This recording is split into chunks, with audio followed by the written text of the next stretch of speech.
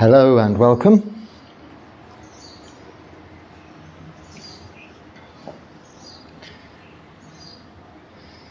Thank you for your encouraging comments, kind words, and I'll now talk about some of the questions you have asked. Hello Bante, could you further explain how to manage desire? I feel myself desiring simple things often, like walking, reading, music, socializing, etc. I know that unhealthy clinging or attachment to these things is bad, but these desires arise naturally and are out of my control. Yes and no. You recognize desire is the cause of suffering, and that is correct. But it isn't the practice to try and control desire by either suppression, restraint. It is a practice of coming to understand through wisdom desire and its cause. That is our continual adding fuel to the fire of desire. This we come to the understanding of through the overall practice of keeping precepts, sila, and practicing meditation, samadhi, and therefore developing wisdom, panya. This is the Noble Eightfold Path, which is a holistic approach covering all aspects of our activities in actions of body, speech and mind throughout all of our daily activities and whilst meditating. We cannot eradicate desire. If we had eradicated unwholesome desire in its entirety, with just the remaining desire to carry out wholesome, skillful activities, developing wholesome mind states, reducing unwholesome mind states, we would be well along the path to enlightenment already. We begin with the practice of meditation, and we also employ mindfulness throughout all of those daily activities. The two, samadhi, fixed, focused attention on a meditation object, and sati, mindfulness of all of our daily activities of body, speech and mind. That includes, of course, all of our thoughts patterns as they arise, none of which we have particular control over. We just simply have to observe, know and be aware. This is mindfulness of everything we're doing, why we're doing it, how it feels and what the results are. And this is where we can identify through our actions how we can increase certain cravings and desires for unwholesome activities as opposed to wholesome activities. Now you'll notice I split desire into two here. In the Pali language there is tanha, which is like thirst or craving, desire. And there is chanda, which is in fact a desire for development, bhavana, mental development of a wholesome nature. So going to offer alms to the monks at the temple, going to practice meditation or practicing meditation at home, having the desire for those activities is a wholesome desire. So we have two sides to this desire, two quite different aspects of desire, wholesome and unwholesome. And what we're looking to eradicate is the unwholesome desire. So how do we go about managing it? We don't try and suppress it. Now what you refer to here are not unwholesome activities anyway. Simply wanting to walk, read, even listening to music and socializing in themselves, there's nothing wrong with those. They're normal activities for lay people to continue with. But if you're compartmentalizing those into parts of your life, and then taking some time to practice meditation without those. So when meditating, you wouldn't be listening to music or doing it while socializing or reading, etc. You would be simply sitting in meditation. As this develops and you come to find bliss and joy in meditation, some of those other activities will be less attractive. So naturally the desire for them will reduce. But they're not bad, as you say. You quite rightly say unhealthy clinging or attachment to these is bad. But it's not necessarily bad if you have a routine of going for a walk at a particular time of day, every day. There's nothing that unwholesome about it. But if you get really upset and suffer when you can't do that for any reason, maybe the weather's inclement or your health is poor, then you will identify a clinging to that activity. That is wisdom, that is noticing. You're being upset because you couldn't carry on with that activity. And that is the clinging and attachment. But when you have already replaced the satisfaction value you get from walking with a far greater and more beneficial form of satisfaction you can get through samadhi, through meditation, then it's very easy to, I can't go for a walk today, that's really wonderful, it means I have more time for meditation. So it's as simple as that. It's just the practice of the Noble Eightfold Path. It covers everything.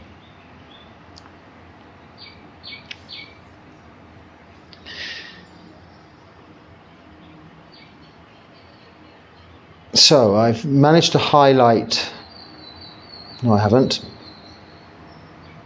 Okay, with Christmas coming up, could I talk about Father Christmas and young children in relation to the fourth precept? So the fourth precept, as you know, is we must not lie. And I'm not going to say too much about this because I don't know who's watching, but with regards to fables, fairy tales, storytelling,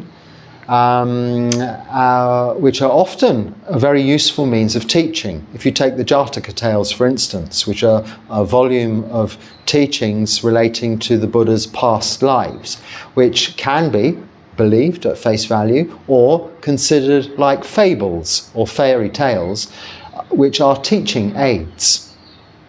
And such examples can be those of fairies leaving money under your pillow or your child's pillow when a tooth is left there. I'm not really quite sure of the significance behind that in terms of a fable, but presumably it relates to good behaviour. And isn't the idea behind it isn't to make your children remove all their teeth to gain income, but other things like Father Christmas, Santa Claus, bringing gifts at Christmas time or certain times of the year, and similar ideas are to encourage good behaviour, moral virtues, sila. So one has to, with children, use wisdom, discernment, and your own skill and judgment gained from the practice to not specifically lie in any circumstances, but to treat certain tales and fables as encouraging aids to teaching. And that's not an excuse, but it is a way of getting an idea for yourself as to how to approach these subjects.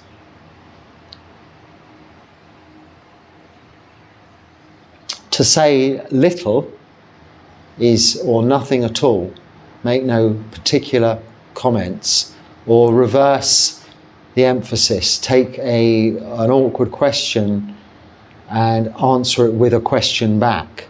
So if someone says, is this real or is this not real?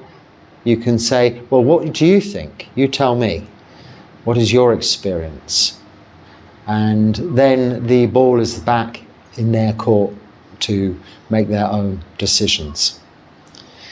Okay, I have a question about jhana. I've only just heard of this, and my initial confusion is about the rapture or pleasurable feelings that may occur in jhana. I realise this is something that just happens with practicing samadhi, but are we not meant to be non-attached to pleasurable things? Why are we aiming for pleasurable experience when so much of Buddhism is not attaching ourselves to pleasurable experience? Says. So, many people think, right, this is Buddhism, right, we can never enjoy anything ever again. That is certainly not the case what the Buddha teaches us. It is about happiness. I'm only sitting here because it makes me happy to do so. I'm referring to myself, not a general statement.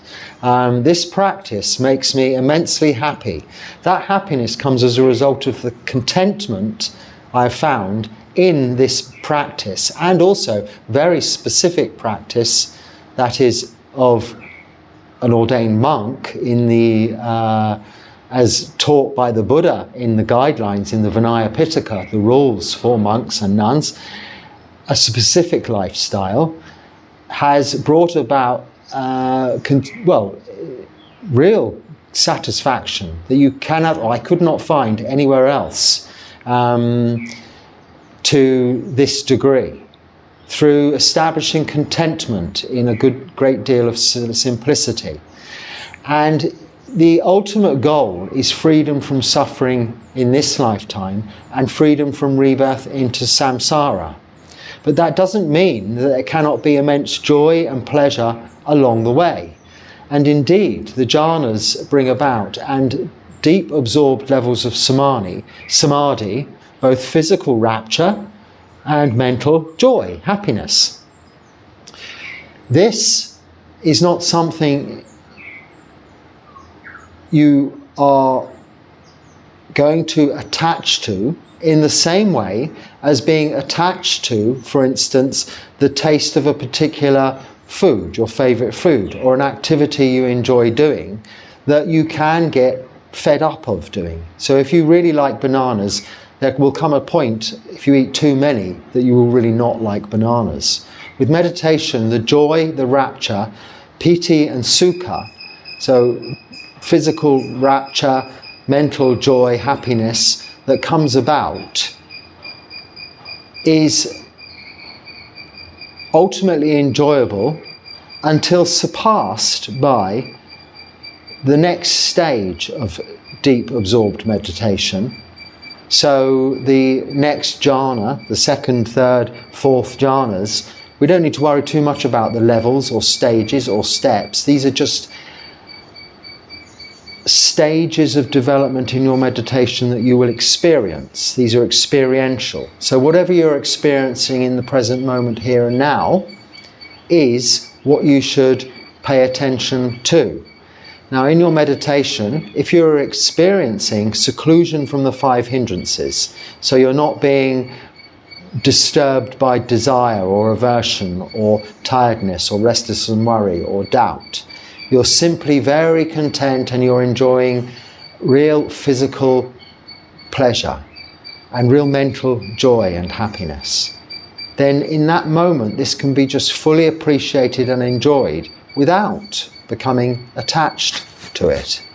It may be that when you come out of meditation you will want to do that again, and that is a good thing. That is developing wholesome desire, chanda, but not like tanha, thirst, which is an attachment creating craving. And as your development, your bhavana, mental development, your samadhi, through practice develops, you will be able to attain these states more and more easily. But we can never assume that each time we sit down, this is what we will experience. Each time we sit down is taken for the moment in hand. So Buddhism isn't about not being attached to meditation because it's too nice, but also meditation, the goal isn't for sensual phenomena. however nice they are, because the goal is to be then not only secluded from these 5 hindrances, the obstacles towards meditation, but to be free from physical feeling and even mental thought. Just complete awareness, awakeness, which is beyond those, and not of this conditioned realm.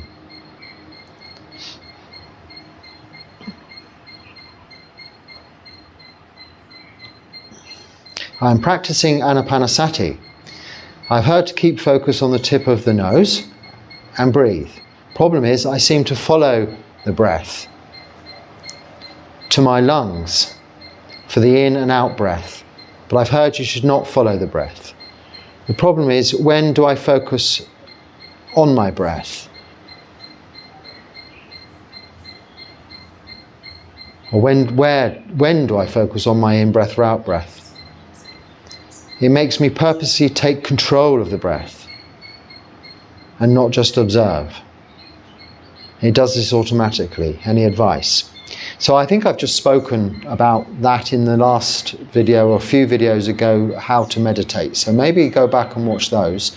But you know, people say all sorts of things. In the sutras, the Buddha just says, observe the whole body of the breath, referring to, I take to mean a body of air that you're inhaling and then a whole body of air you're exhaling.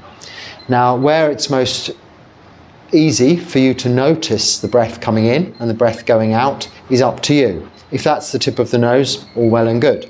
But try and maintain the focus of attention in one place. If it's the tip of the nose, keep it there. People say they can follow their breath into their lungs, and some say all throughout their body, oxygenating their body. Personally, I can't do that, and I'm not sure how people can. As soon as I breathe in, I've breathed in, and I know I've breathed in. And when I breathe out, and I know I've breathed out. I don't actually have any particular conscious awareness unless I'm unwell. Say you've got a sore throat or a cough, or maybe if you had pain in your lungs or something, then you'd know. But I don't have any internal feeling in my lungs, nor can I detect the oxygen going to the tips of my fingers. I'm afraid I don't have this built-in MRI scanning facility. We refer to body scanning in meditation sometimes, a way of relaxing and looking at the body from the tip of the head to the tip of the toes, which is predominantly done by what you can actually readily feel or see or experience, rather than through imagination. So I would suggest that very often our imagination can run a little bit wild, and you'll start to breathe in and you start to follow the track of the breath. Now, which bit of breath are you following? It's not like it's broken up into grains, so you can't identify a grain of breath and follow that particular molecule throughout the respiratory system, tract and then system. It's not actually identifiable. We're breathing in a whole body of air and exhaling a whole body of air, and that's all you need to know. Where you can most easily identify that is where you should try and keep your attention. Now, some people use the rising and falling of the abdomen. Personally, I think that's just taking it a stage further into using another bodily movement, which can also become quite subtle when your breathing becomes very shallow. Whereas you know you're breathing by the very fact that if you stop, you would certainly know you've stopped. So we're always aware that we're breathing in and we're breathing out. So when or where, I'm not sure whether you're asking when or where, should we focus on the in-breath or the out-breath? You should breathe as you're breathing in, you're only breathing in, know that. As you're breathing out, you're only breathing out, know that. So they're delineated by their own nature. They're separate actions, in and out, inhalation, exhalation. You can notice the depth, the speed, the quality, as in, is it warm, is it cool, is it unidentifiable? And these are aspects of the breath you can know. But maybe go back to that other video, and I speak about it very often in some of the other talks. How can we place our questions, please? Can we write email to you? Yes, you can indeed. You can make questions in this where you've made this comment, in the comments section here on YouTube, which is where most of the questions and comments come from that I talk about here. And they are public. I will possibly read them out, and like I'm doing now, and talk about them freely in that sense. Try just to keep to the first line of the thread. If it opens into a discussion, that is between subscribers, viewers, people discussing their own ideas. I don't look at that. I only look at the first line of question. So like this, if someone else replies to you, which they probably will, I will reply, then someone else might reply, and then someone else might reply to that reply, and so on. I don't see those, I just see the top line. So thank you for that, that's the answer. You can also email me, and the email address is in the channel description. I can't send it to you through this, or say it here, because then it gets lots of unwanted email, spam, or whatever you call it, coming. But it's very visible and easily found. Oh, what have I done? In the sorry, in the channel description. If you go to the channel description, I'm not sure how you do that. I can't describe it. You go to the bottom of this video and click About. It takes you to the channel description. Or when you're watching the video, click the picture of me, and it takes you to the main channel page. And then it's quite a short description there, I think. I can't remember now what's there, but whatever's there, it has the email address. It maybe even has it at the bottom of the description of each video. I can't remember now, but the email address is quite easy to know. So I have a lot of pain in the traditional sitting posture. I have had back surgery and issues with sciatica nerve. But I wonder if I'm just using these as excuses to not sit traditionally. I'll just interrupt, comment there. You're not using those as excuses. I mean, sciatic nerve pain is pain. Don't let it affect your practice. If you're required to sit in a different posture, as long as you maintain that same posture throughout meditation, it's okay. Don't suffer unnecessarily. The mind is very crafty. I do sit in a chair to meditate, but feel it may not be as effective. But I don't wish to injure myself. No, you shouldn't put yourself under undue strain. Because you have a manual job and you need to keep physically able and so on and so forth. Any thoughts? And you realise I can't diagnose anything and so on and so forth. Of course, yes. So always go to the doctor. Always important to remind people of that. The medical doctor, because I'm certainly of no such thing.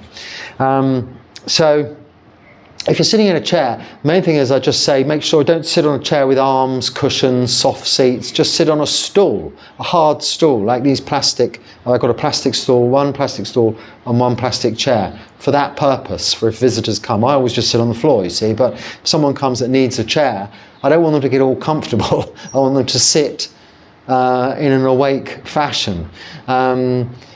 That sounds cruel. No, for meditation purposes, you sit on a chair to just be awake and upright. So a backless chair, like that plastic stool that you can't see now, but in the other videos you can, in the corner there, is ideal because it's just the right height for your feet to be firmly flat on the floor, your knees to be at right angles and slightly apart. And then the rest of your posture is just the same as if you're sitting in the half lotus, full lotus, Burmese, or whatever position, sitting cross-legged on the floor. The main thing is that your spine is as straight as it can be within the limits of its capabilities, and your neck upright and head, chin slightly tucked in, like this. And then you're awake. But if you've got arms and a back to the chair and you lean this way or the other way, sooner or later you're going to have to adjust that posture. So we start with this not so comfortable posture, but it is a posture you can maintain for really any length of time. that is given to you for meditation. So I meditate regularly for 3 hours at a time. If I was to start on a chair leaning like that, certainly after a few minutes, or even, even a bit longer maybe, but I would have to then move and lean like that.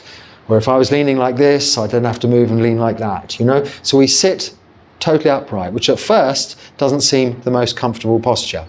But it's not causing any pain or discomfort. Not for me. I've got used to this posture. But for you, if you've got already a problem with your back, then you don't want to aggravate it. Now, as far as the effectiveness of the meditation, as long as you're not moving and you're sitting upright in a relatively basic chair, then that is going to be just as effective, because that is maintaining the same points of contact as you would be sitting in the full lotus, for instance, which are as few points of contact as possible. Basically, in the full lotus, your bottom and 2 knees are the 3 points of contact on the floor. On a chair, it's your bottom and the 2 soles of your feet. That's all that should be touching anything at all. No arms leaning here, your hands just resting in your lap, like this. What's my opinion on the debate over the verse in the Anapanasati that discusses experiencing the whole body of the breath? Some teachers interpret it to be paying attention to the entire breath, beginning, middle and end. Others interpret it to mean experience the entire physical body. So I've just really spoken about that. I consider myself someone who practices mindfulness and samadhi or concentration, and I'm able to concentrate quite well and maintain mindfulness on something or actions that I'm doing. But still, identifying the beginning, the middle, the end of breath is way too much work for me. I find that rather distracting. I just know I'm breathing in and I know I'm breathing out. That's enough for me. So that's where I fall if that is a debate. I think it's just we all have different ways of doing things, whatever's most comfortable for you. But what is benefiting is the point, more pertinent. What are you benefiting from? What are the results of your practice? If you spent years and years sitting there watching the tip of your nose and got nowhere, I think it's time to know that that's not working. Maybe just relax a little bit, know you're breathing in and know you're breathing out, and see how you go with that for a while. Can I be a monk? I think I'm ready. If you think you're ready, you're ready. If you have that intention, then again, I don't know where you are, what your surrounding conditions are, but you've heard the Dharma. It's something that appeals to you. The first step is to perhaps visit a monastery if you can. Otherwise, look online and see what options and facilities, platforms and aspects relating to Dharma and monastic life are available there, which includes this channel, watch all the videos on this channel, and all of your questions hopefully eventually will be answered. But just start practicing the Noble Eightfold Path, and it will lead you towards ordination as and when that is appropriate for you. And if that's now, sooner rather than later, pachaya, the results of causes and conditions that you're putting in place will lead you in that direction sooner rather than later, I'm sure.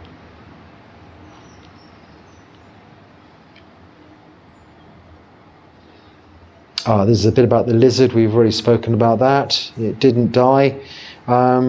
Isn't nama anything without a form, like a concept or an idea, but not a perception? So if nama comes from we usually use in conjunction with rupa, nama rupa. Rupa being bodily form, and nama being mind, thinking brain. And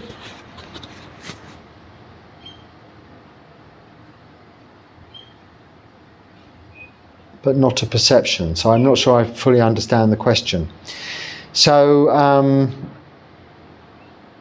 it really just means body and mind, nama rupa, body. But nama really is more to do with the thinking brain, to do with the mind. So within the scope of nama, I see where you're going with the perception now. Yeah, I see. So within the scope of nama comes sankhara, which are thoughts or creations of feelings emotionally about something, what something is. So for instance, you see a mat on the floor, and from memory you know that it is a mat on the floor, you label it as a mat on the floor, you know something about mats that are on floors.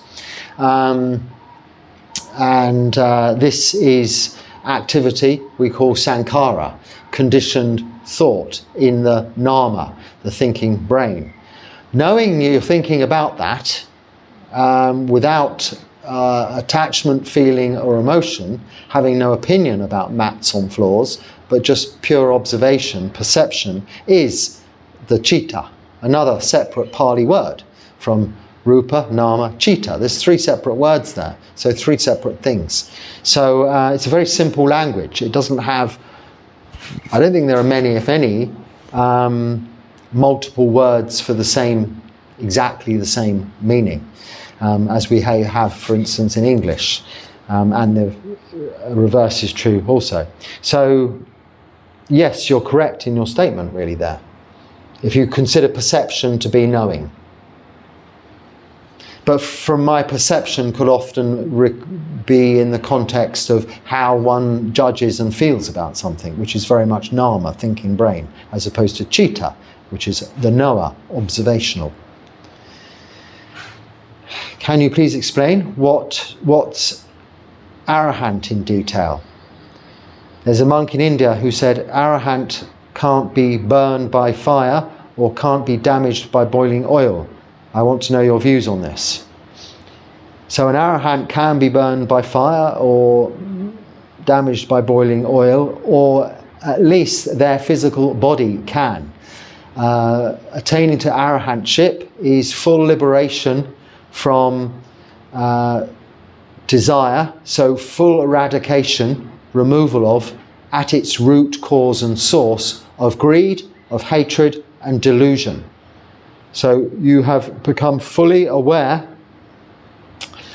and are practicing the Noble Eightfold Path to the extent that you have abandoned self, view, ego. This is where this idea about fire burning the body and burning oil might be coming from, but it's a little bit of, it's wrong, because the Buddha suffered from back pain and all kinds of physical ailments right up until his parinibbana, so liberation from this physical body, his death.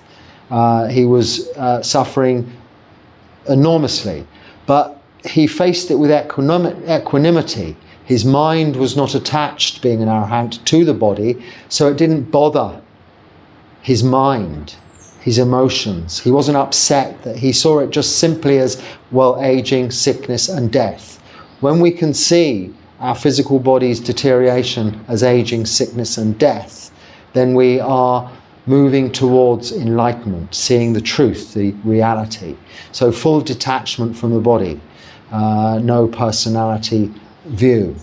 And that is what an arahant is. They've reached the end of the path. They're free from sensual desire, from greed. They're free from aversion, hatred, and they're free from delusion, ignorance, thinking that they are, in this realm or the next, something. But they're not seeing, through delusion, that all we're experiencing is of a conditioned nature. And liberation from that is attainment. So when they can see that liberation from that is freedom, without attachment, and therefore no further rebirth, that is arahantship. So 2 questions there. That's what an arahant is. The second question is simply an answer, yeah, I'm an arahant. The Buddha, even, fully, perfectly enlightened one, was suffering physical pain, as you would if you were burned or damaged by boiling oil.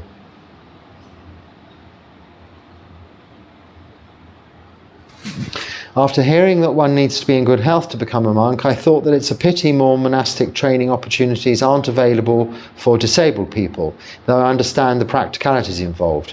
After all, having a physical defect, for want of a better word, could be seen as karma, and shouldn't that person have the opportunity to change karma? Perhaps there are training centres for disabled people. Okay, so on the last part, I'm sure there probably are. But in the Vinaya, it does, at the ordination process, you do have to be in physically good health at ordination. I mean, you're going to deteriorate after ordination. This is the nature of aging, sickness and death. But there has to be a point whereby the intake, the monks coming into the Sangha, are healthy in order that they can look after those monks that do age, get sick and die. If all coming into the Sangha were already ill, it would soon become an imbalance. And the reason the Sangha has lasted for 2,568 years is partly because of that. It naturally builds organically its own environment and care system for its inmates, so to speak. So you're going to have old monks who need a lot of help, but you're going to have also a lot of young, fit, healthy monks to help them. But as soon as you become, well, we'll just take people over a certain age, or we'll take blind monks, or we'll take one-legged monks, or monks with no arms, we are then creating a care system in its own right, where people of that nature would be attracted to, and then who would look after them? External sources would have to be brought in, or brought from other areas in the Sangha to look after those, which would then deplete the care for the naturally, organically growing ailments of older monks as they age. Much the reasoning behind why, in the West at least, they have a cut-off age limit of about 50. Well, I heard a rumour it's now 55, 50 years of age being the limit to ordination, although that is not in the Vinaya. That is simply a condition that's been brought about for this same reason. Otherwise, people might get to retirement and think, well, I'm not sure what I'm going to do now. Who's going to look after me? I think I'll go and become a monk. Now, in Asia, that does happen. You will find, there will be a lot of old monks in places that maybe have gone there to be old and retire. But, as you quite rightly point out at the beginning, the practicalities involved are what you have to question. We don't live in luxury. Despite what you may see in the temples of gold Buddhas and all these opulent things, that's not where the monks live. We live in little basic forms of accommodation like this, in the grounds of those temples maybe, or elsewhere, and some even just under a tree or in a cave, in the open air, in an empty building. This was an empty building. But we have to really be able to still go walking each day to collect our food. If we're on our own, you definitely have to be doing that, because nobody's necessarily going to bring it to you.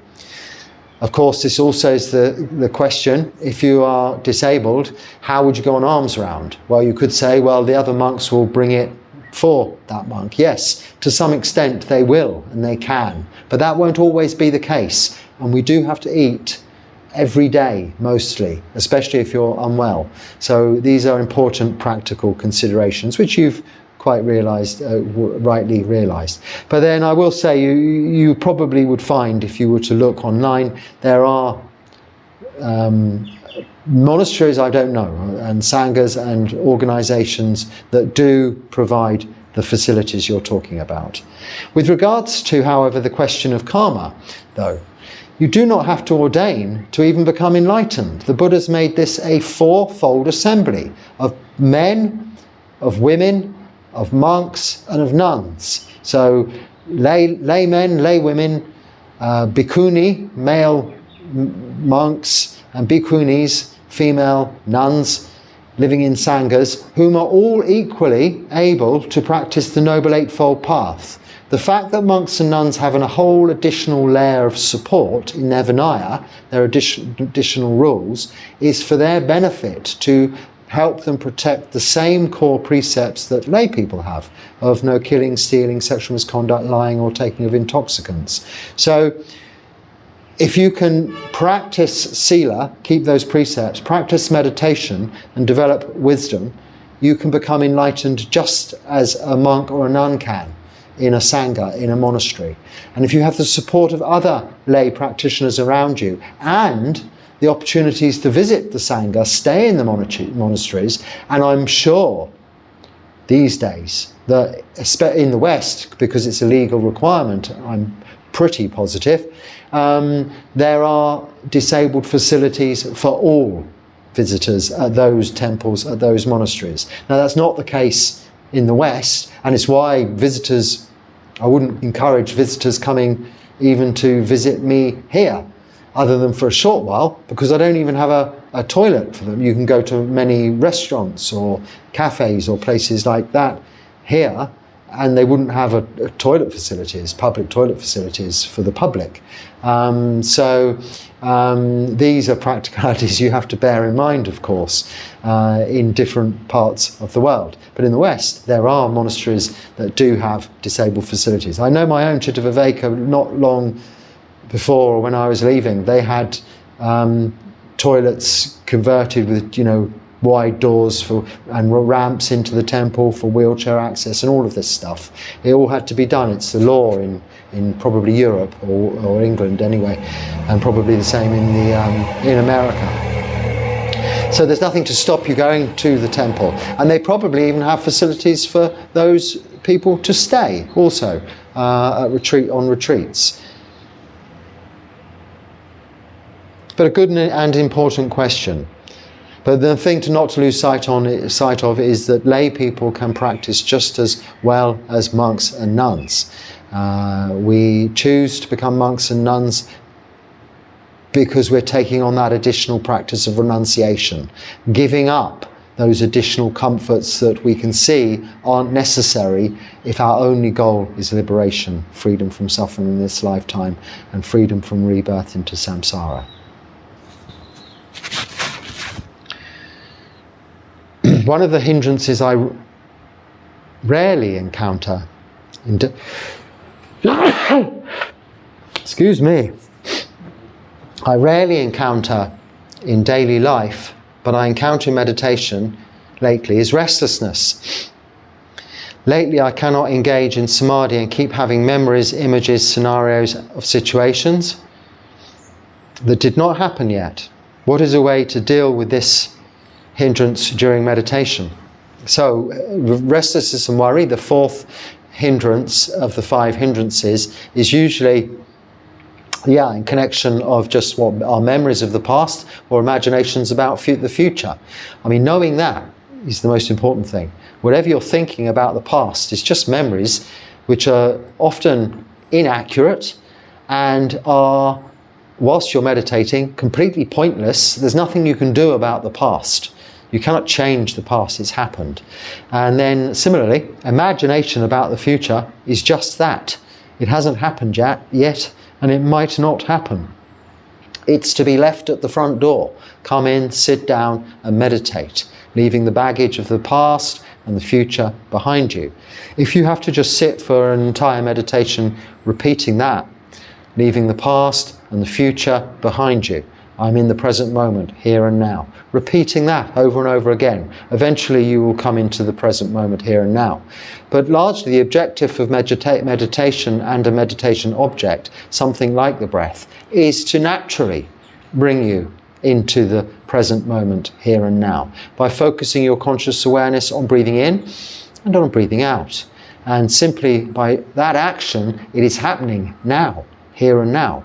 And it is within this body, in this present moment. This is where we experience the present moment, free from restlessness and worry. So that is the restlessness, the kind you're referring to, rather than sort of sometimes it's thought about as physical fidgeting. That is just a case of discipline, just saying, I will not fidget, I will not fidget. So to some extent, there's a little bit of suppression or restraint going on when you first begin to practice, to develop discipline, which is the training. This practice is a training. It isn't a do this and that will be the instant results. It's a slow, step-by-step practicing, like learning to play a musical instrument, ride a bicycle, learning to swim. You've got to keep practicing until you can proficiently go on with your music playing or your swimming or whatever the activity is. But there's always room for further development within this lifetime. But firstly, we have to get over these initial hurdles. And in the case of learning to ride a bicycle, you might have stabilizers. And that might be, using a mantra, using the routine of going through metta, the process of, people call it metta meditation, going through spreading metta to those that are near, far away, dear, not liked, indifferent, or body scanning from the tip of the head down to the bottom of the toes. It's bringing your attention, conscious awareness into the present moment. That's really all it's doing. It's serving no purpose. Until you meet these people, metta's not going anywhere. You're not radiating anything. It's not magic. You're just simply using a mental activity to calm and allow the mind to slowly with time settle. As you are with the body, keeping it still, to allow it with time to ultimately relax. But with practice and with training, at first it's difficult, it's painful, and just requires discipline. But ultimately, it becomes natural and normal, doesn't require discipline, just becomes your default state.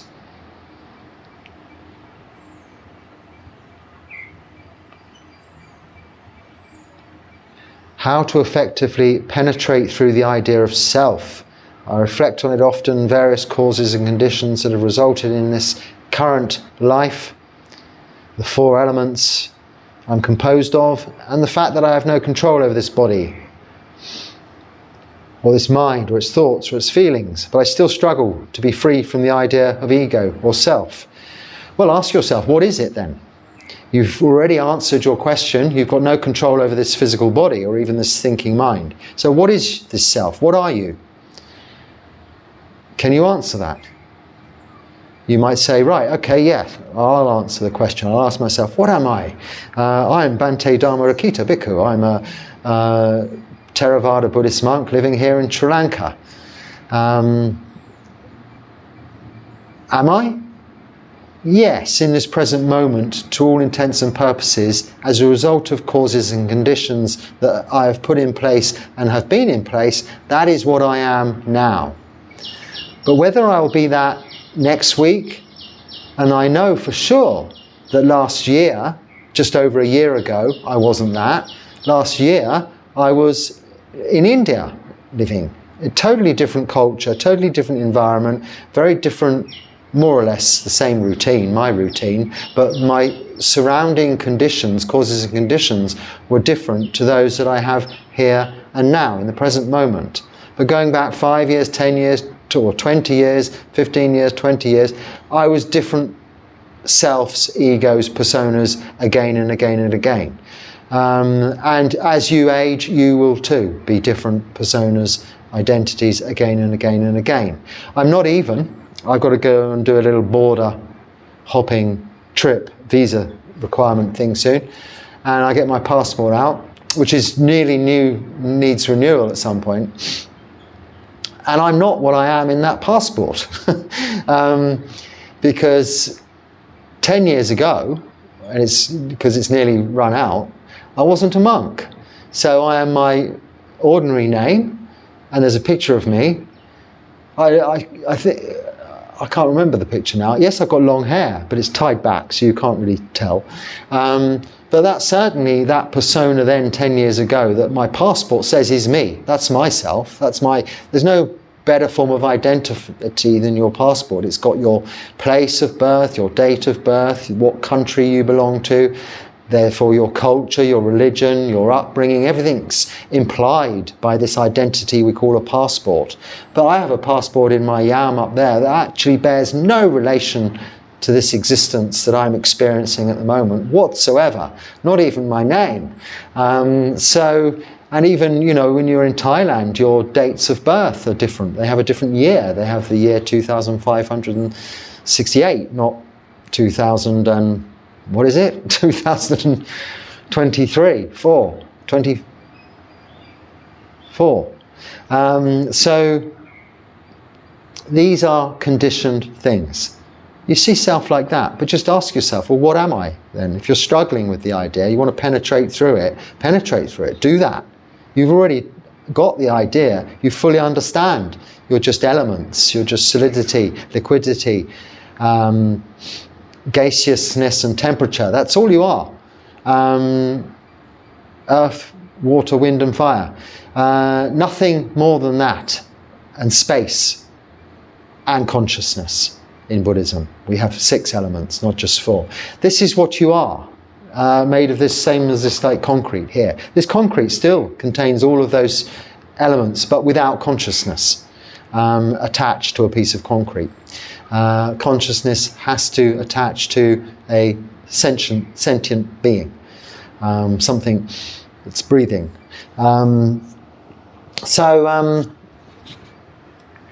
Yeah, ask yourself. I can tell you, until I'm blue in the face, that you're not what you think you are. But only you can, as you quite rightly put it, penetrate through that ego or that self and see how fragile it is. Very fragile, thin veneer. All you can see is the hair of the head, hair of the body, nails, teeth and skin. And as you age, that hair falls out, you might go bald, or it goes a different colour, goes white or grey. Your skin wrinkles up, so it's not all smooth and brown. It may be all white and wrinkly and blue and grey and green. Your eyes may be bright and shining, but they may go all murky and brown. And your teeth, well, my teeth are pretty nasty anyway, fall out and go rotten and brown and manky, whereas they may have been white. So what you thought of yourself or what people saw as you, physically and visibly changes externally dramatically as you age. But people still see a you in there, a person, a personality. But that has come from previous lives, what is inherent from previous life, those qualities perhaps you might already have of metta, loving kindness, qualities of compassion, of joy for others, of equanimity. If you've built those up through Buddhist practice in previous lives, then they may come through into this life and be part of what makes up of your personality, or the reverse could be true. But that isn't to say that those aspects of your nature cannot be adapted, changed, developed. This is why we develop metta, we develop compassion, joy for others, and we develop equanimity in order to improve those qualities so that rebirth we benefit from in a better realm. And if we have to be reborn, if we have to experience rebirth, by attaining to a level of enlightenment, freedom from Sakkaya Ditthi, self-view, knowing this, understanding this, penetrating this, then you will only be born in the human realm, where you can continue easily your practice. If you're born in any other realm, you cannot practice. As an animal, it's impossible. You might have to kill just to eat. In the heavenly realms, there's no point. There's no suffering. In the hell realms, you're suffering too much to practice. This is the ideal realm to break free from samsara, which is why the Buddha is in this realm, was in this realm, to break free from samsara. And on that note, I really should leave it there until next time. I hope there's something useful, and if there is, please use it. If not, then just let it go, let it be, don't worry about it, but please come back again, because it's always changing here. What we're talking about is what you write in your comments. So there's some repetition, but it never hurts to remind ourselves of the core teachings of the Buddha, the practice, and what we're doing here, and why we're here. And most of all that is to be happy and to enjoy this practice happily towards the path, on the path towards Nibbana. Thank you for watching. Be happy and stay well. Sukhi Hotu.